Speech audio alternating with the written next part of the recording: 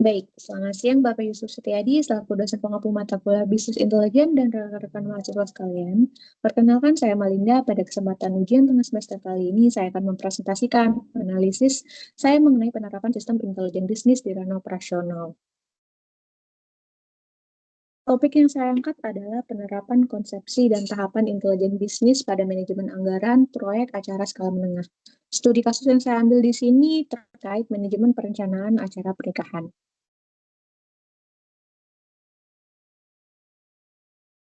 Seperti yang ditegaskan dalam penelitian Fauzi dan rekan-rekan di tahun 2022, era modern ini menuntut kita untuk mengambil keputusan secara cepat dan adaptif.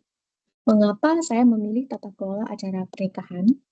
Karena dalam praktiknya, merancang anggaran acara itu sangat kompleks. Kita berurusan dengan banyak dokumen eksternal sekaligus, mulai dari quotation harga catering, vendor dekorasi, hingga biaya penyewaan venue. Dan akar masalahnya sering kali terletak pada data yang terfragmentasi, ada tagihan di PDF, perincian harga di Excel, atau sekedar hanya di obrolan chat. Dan ketiadaan sistem terpusat ini menyulitkan kita melihat total pengeluaran secara realnya, memicu human error, dan sangat beresiko untuk menyebabkan over budget. Dan untuk mengatasi masalah tersebut, kita memerlukan sistem bisnis intelijen. Secara literatur, Turban dan Loudon mendefinisikan BI itu sebagai sebuah infrastruktur dan payung istilah untuk mengubah data mentah menjadi informasi yang bermakna.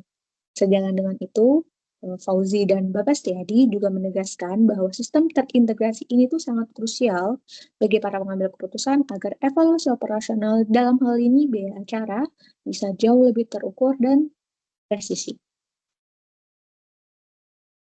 Lalu bagaimana implementasi nyatanya dari sistem ini? Proses arsitektur BI berjalan dalam 4 tahap utama, di mana secara konseptual keseluruhannya ditopang oleh data warehouse sebagai tempat penyimpanan utama dan BI dashboard sebagai antarmuka visualnya. Mari kita bedah satu persatu dalam konteks perencanaan acara. Pertama, tahap collection atau pengumpulan data. Di tahap ini, sistem menarik seluruh dokumen mentah dari sumber eksternal. Praktiknya ini adalah momen di mana kita mengumpulkan berbagai penawaran, mulai dari lembaran quotation vendor dekorasi, atau rincian harga khusus untuk rangkaian bunga, hingga invoice sewa venue. Semuanya masih berupa data mentah yang tersebar.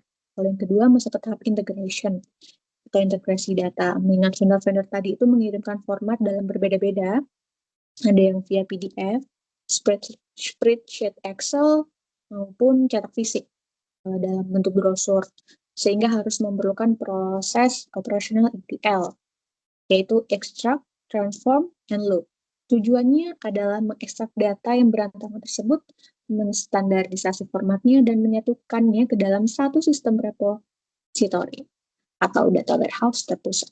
Lalu yang ketiga ada tahap processing, pemrosesan. Di sini mesin BI itu bekerja melakukan analisis serapan anggaran secara sistematis. Sistem akan mengevaluasi apakah alokasi untuk pos pengeluaran tertentu masih berada dalam klaster pendanaan yang aman sesuai dengan rencana anggaran yang sudah disepakati atau yang sudah ditentukan.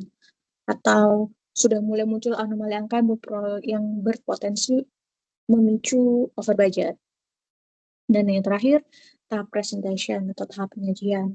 Hasil kalkulasi anggaran yang kompleks tadi tidak dibiarkan dalam bentuk deretan angka yang memusingkan, melainkan diolah menjadi actionable insight melalui visualisasi interaktif di BI dashboard. Lewat dashboard ini, pengambil keputusan bisa langsung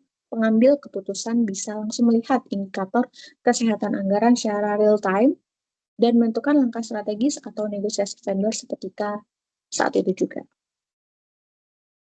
Lalu kita beralih ke slide kesimpulan dan manfaat utama. Sebagai kesimpulan, penerapan BI dalam manajemen acara memberikan 3 manfaat utama. Yang pertama, sentralisasi data yang berhasil mengatasi disorganisasi dokumen operasional vendor.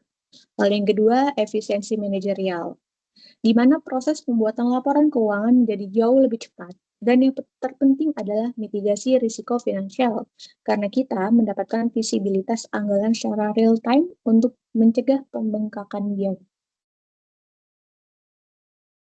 Baik, sebagai penutup, terima kasih.